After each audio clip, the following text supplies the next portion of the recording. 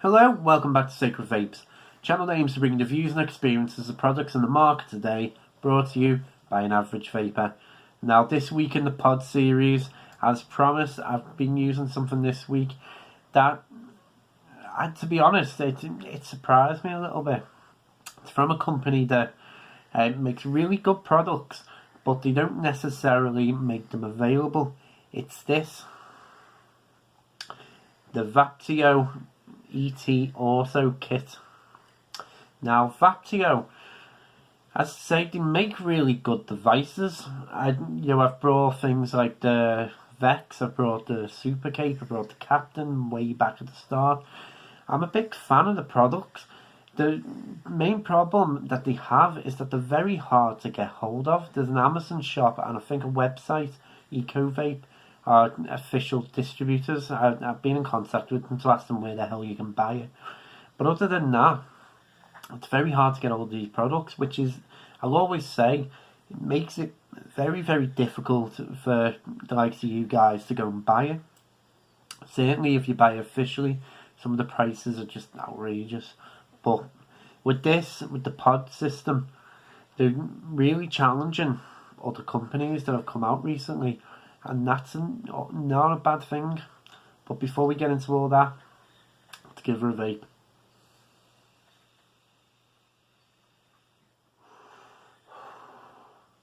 And what you get with this, now you get the ET Auto pod mod. You get one pod in the box, you get a USB cable, and you get instruction booklets. That's it. Now, the device is a 550 mAh internal battery. It comes with lights at the bottom, USB port, and then the alien where it gets the ET from, design on the front. And that's all there is to it. Now the pod itself, it's a 1.5 mil capacity pod. It comes with a 1.5 honeycomb ceramic coil in there. It comes with magnetic connections, so you just see there, it just snaps into place, and you get indicator lights to say it's connected. It's bottom fill, if you have a look there, both sides of them, just by the magnet ports, lift up, as you can see, and that's how you fill it up. And that's pretty much it. The device fires at 12 watts and it's designed for both e-liquid and nicotine salts. I've been using this with nicotine salts this week, 20 milligram, and gotta be honest, it's not done too bad, but we'll get into the pros and cons of it now.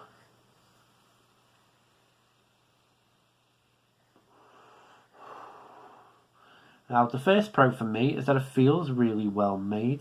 It reminds me of similar quality to something like the Smoen's Carrot that I brought at the start of this series, in that it does feel quality. You know, that's a metal body, so it's nice and solid, has a little bit of weight to it.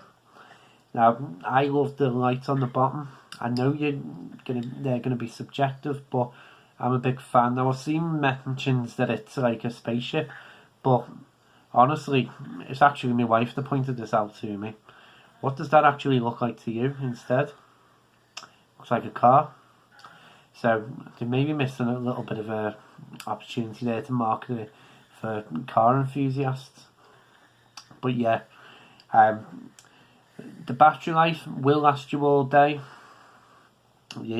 Certainly, if you're only going to take the odd pull, especially with it being a restricted mouth to lung device, you're not going to be chain vaping on it much. So battery life, not bad. Comes with inbuilt fast charging as well, which I couldn't see any mention of an official thing, like charging's only 0.5 amp, but this will charge in 60 minutes. And yeah, it's nice and quick, and it'll get your back going again for most of the day. Now, I do like that. See, it's a little bit here and there. I do like that connection because it's nice and easy. As I say, that's not easily coming out. just slots in place and the device lets you know when it's connected. But a fan of that. The flavour on this, I mean, I'm using the same liquid I've been using in the Nord.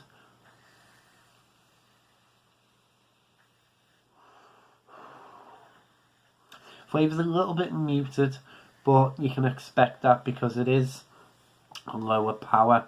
So you do get a little bit of the flavour coming through. So it's one of them pods again, which is going to be designed for simple flavours rather than complex ones like this one. Now, another thing is the airflow. Sorry, I went to sneeze. The airflow is quite wide for a lower power device, so it's quite enjoyable. I don't like completely restricted vaping, so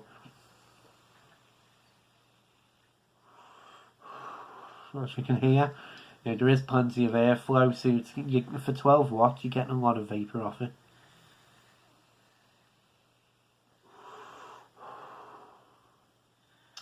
Another thing that I like about this is the bottom fill design, nice and easy. It does more or less fills up evenly, which is always a great thing. Coil life on this, well, this has been lasting me all week and still going, so that's a pro. And yeah, nothing else I can really pro on. It vapes well, coil life lasts, and yeah, battery life will last you all day if you're using it as intended. Now on to the cons now. Actually, roll it back, there is one more con. This does have the longer pull design, if you notice.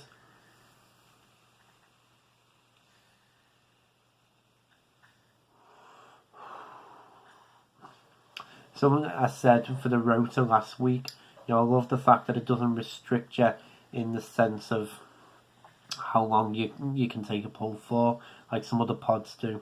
But on to the cons now. First con for me straight away is that it does warm up at the top there.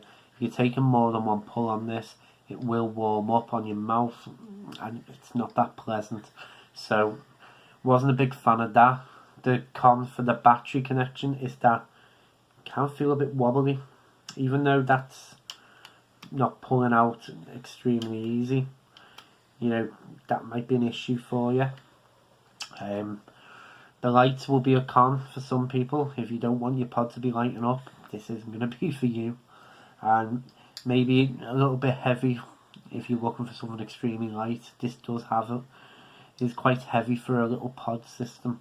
Battery life, I'd say I'd slightly con it because it should be a little bit bigger, but it doesn't really affect that. It's not like a 350 where it isn't going to last all day. And final con for me, as always, you only get one pod in the box, so you're committed to buying another one the minute you pick this up. So, apart from that, get into the overall now.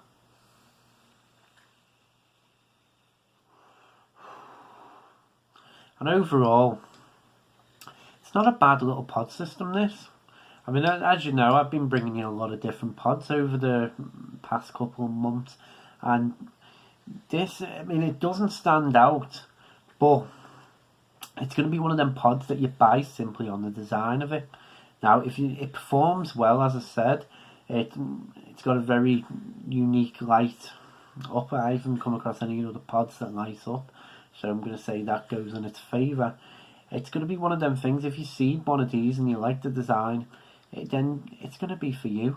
I mean, pricing on this, now I did actually look into this before doing this review, and it looks like the official price seems to be about £30 in the UK, and $30 from Vaptio directly, which you're going to probably have to pay shipping on top of that. So if you're going to pick this up, then check out the official store on Amazon for it. But other than that, not much else to say about it. It's decent performing pod. It's not going to blow you away, but sometimes a pod doesn't have to do that. It just needs to perform. But as always, thank you for watching. I really appreciate it. Next week in the pod series, I'm going to be bringing the Next Mind pod. This is something I'm really excited to start using this week, actually. It's not necessarily something that's completely revolutionary in the conventional sense, but I'm looking forward to seeing what it can do. As always, thank you for watching. I really appreciate it. Stay safe.